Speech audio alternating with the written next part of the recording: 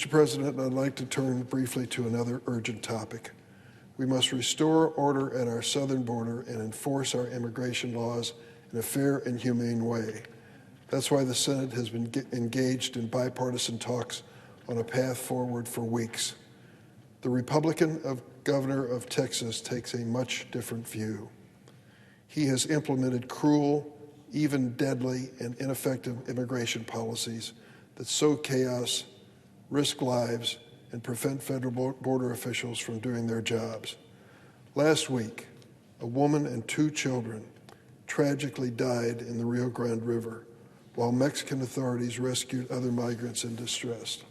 U.S. Border Patrol could not reach these migrants in need because the Texas National Guard actively blocked access to the Rio Grande River.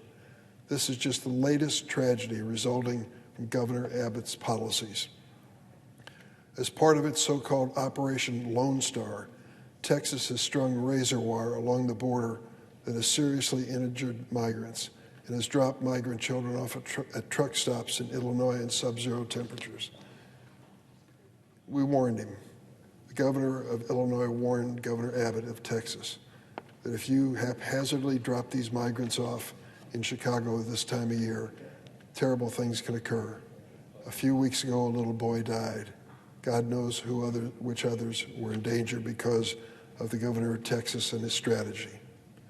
Just last week, Texas began arresting immigrants under a new law that makes it a state crime to cross border without inspection, placing them in state custody.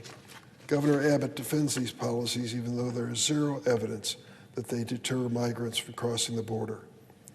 We must discourage migrants from risking their lives by approaching the United States between ports of entry. But we cannot stand by while Governor Abbott increases the likelihood of injury or death. Despite their desperation to reach safety, most migrants wish to enter the United States lawfully. Many wait months at our border for appointments to make asylum claims.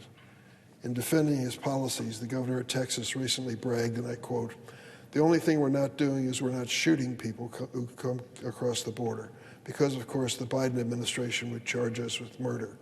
Direct quote from Governor Abbott. His actions are not only dangerous and cruel, they're unconstitutional. Under our Constitution, states do not have the right to pass their own laws preempting federal laws on immigration. Just yesterday, the Supreme Court ruled in favor of the federal government, allowing Border Patrol agents to cut through or remove razor wire that the governor of Texas installed on the border. As a former justice, Anthony Kennedy wrote in his opinion in Arizona versus the United States, which found parts of Arizona's anti-immigrant law unconstitutional, and I quote, "The history of the United States is in part made up of the stories, talents, and lasting contributions of those who crossed oceans and desert to come here." With that sentiment in mind, Congress must do its job and pass immigration laws that honor our history as a nation of immigrants and provide the critical resources necessary to address challenges at our border. Mr. President, I guess I'm pretty well known as chairman of the Senate Judiciary Committee in favor of immigration, legal immigration to this country. I believe immigration is a critical element in who we are and what we will become. It is part of our past. It will be part of our future. My mother was an immigrant to this country, and I've never forgotten it. I'm lucky to be standing here today as a United States Senator because her parents had the courage to come to a country where they didn't even speak the language in the hopes of a better life for her and her children. One of her children is now standing in the United States Senate. I believe that's part of America's history. But there are certain elements which we must acknowledge. Number one, the United States cannot absorb all of the people who want to come to this country at this moment. We have to have an orderly process that makes sense not only for the migrants, but also makes sense for America first and foremost. We have to be cognizant and sensitive to our nation's safety and security. That's number one. We should never knowingly allow anyone to come to this country who would cause us harm. Secondly, we have to make sure that those who come will add to America, and I believe most will. If given a chance, they become part of our economy, even starting at the lowest levels and working their way up. The story of immigration in America. In addition to that, we need to work with other countries to regulate the flow of refugees. The refugee crisis in the world today is the worst it has ever been, and we're seeing it evidenced in the fact that those who present themselves at our southern border are often from places like China and Asia and Africa, and they find their way to the Mexican border with the United States in the hopes of a future. We need an orderly process, but we also need to make sure that we have legal authorization of people to come to this country to work. I can't tell you how many people in Illinois have come to me and said we are desperate for workers.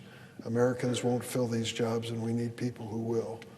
All the way up from farming to industry, that's the story, and that's the reality.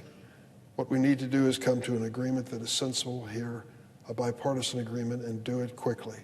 The numbers approaching our border are so overwhelming, we have no choice but to do that.